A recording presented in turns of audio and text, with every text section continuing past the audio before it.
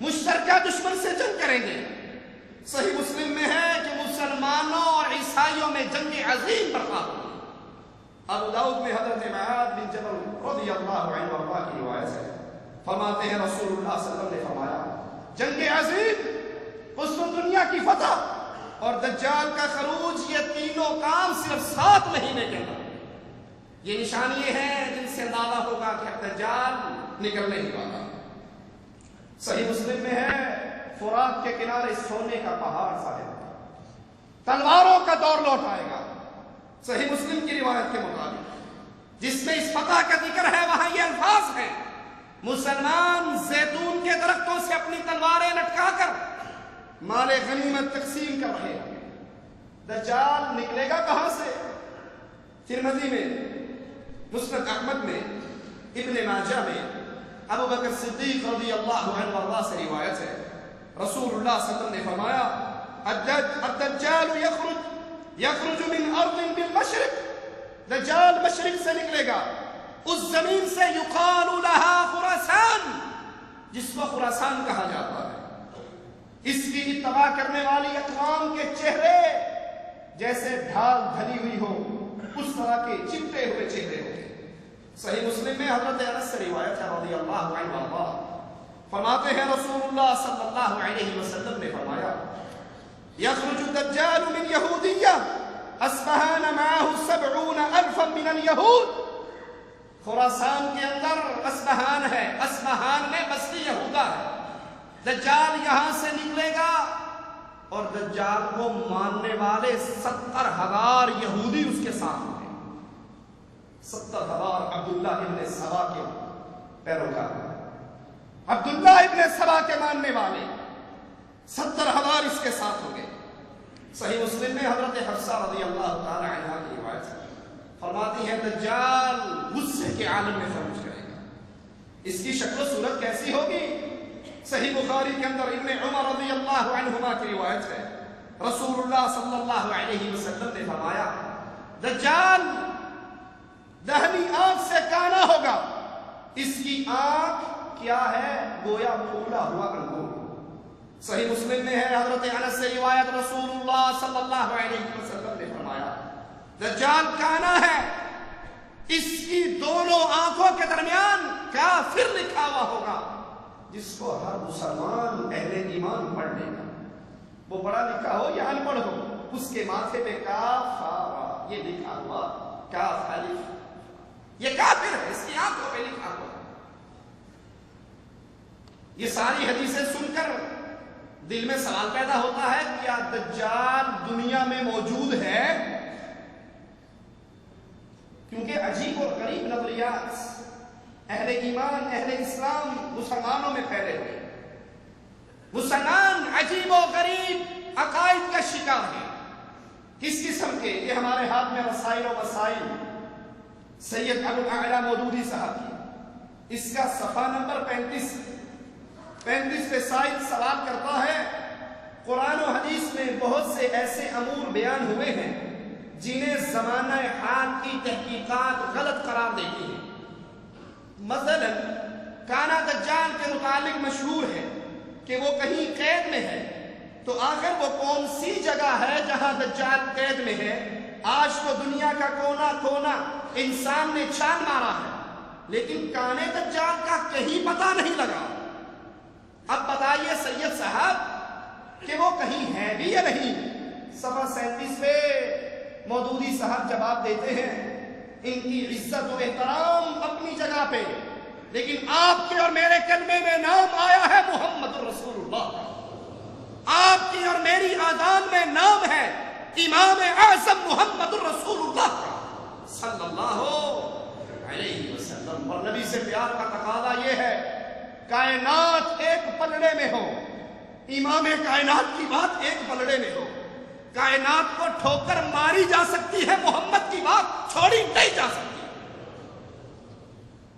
سید صاحب جواب میں کہتے ہیں یہ کانا دجال وغیرہ تو افسانے ہیں۔ نبی کی حدیثوں سے توڑ لگ رہا اس جملے، یہ کانا دجال وغیرہ تو افسانے ہیں جن کی کوئی شرعی حیثیت نہیں، ان چیزوں کو تلاش کرنے کی ہمیں ضرورت بھی نہیں۔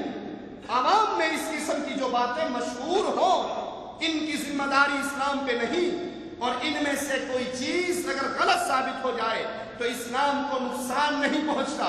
رسائل و مسائل حصہ اول، ترجمان القرآن، رمضان شوال 64 ہجری، ستمبر اکتوبر 1945۔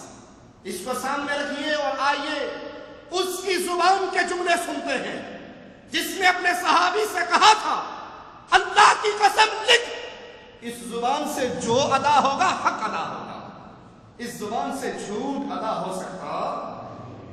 رسول اللہ صلی اللہ علیہ وسلم کی یہ حدیث صحیح مسلم میں، مسند احمد میں، ابو داؤد میں، ابن ماجہ میں، ترمذی میں حضرت فاطمہ روایت فرماتی ہے، میں نے رسول اللہ صلی اللہ علیہ وسلم کے منادی کو، آواز دینے والے کو آواز دیتے ہوئے سنا کہ آؤ مسجد میں نماز کے لیے اکٹھے ہو جاؤ۔